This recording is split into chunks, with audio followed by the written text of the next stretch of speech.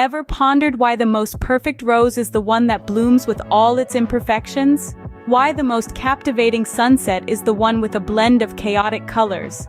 Why is it that the most beautiful things in life are often the most imperfect? Let's dive into the story of a woman named Lily. Lily was an accomplished pianist, admired for her flawless performances, yet each time she played, she was haunted by an inner critic that relentlessly pointed out the slightest falter in her rhythm, the smallest slip in her melody. It was as though an invisible audience was always scrutinizing her, waiting for her to make a mistake. One day, Lily met an old man at a park who was humming a tune she recognized. It was a classic piece, but he was humming it all wrong. Yet his face was lit up with pure joy. Intrigued, Lily decided to strike up a conversation. The man, named Mr. Hughes, was a retired music teacher.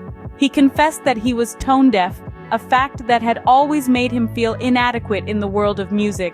Yet he loved music, and he loved sharing that love with others.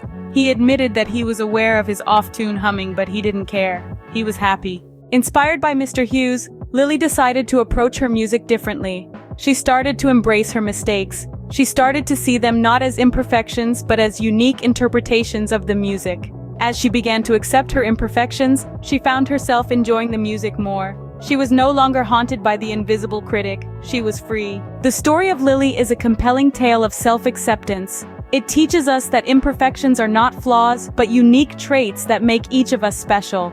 It shows us that the pursuit of perfection can often lead us into a trap of constant self-criticism and unhappiness. On the other hand, accepting our imperfections can liberate us from the shackles of self-doubt and the pressure of perfection. It allows us to appreciate the beauty in our uniqueness, to celebrate our individuality, and most importantly, to find happiness. So, remember, like the rose with its thorns and the sunset with its chaotic colors, we are all beautifully imperfect. Our imperfections are not something to be hidden or corrected, but rather something to be embraced. Because it's in these imperfections that we find our true selves. And it's in accepting these imperfections that we find true happiness.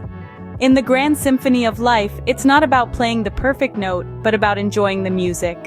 Just like Lily, we need to learn to dance to our own rhythm, hum our own tune, and most importantly, accept and love ourselves, imperfections and all. And that's the secret to a truly happy life.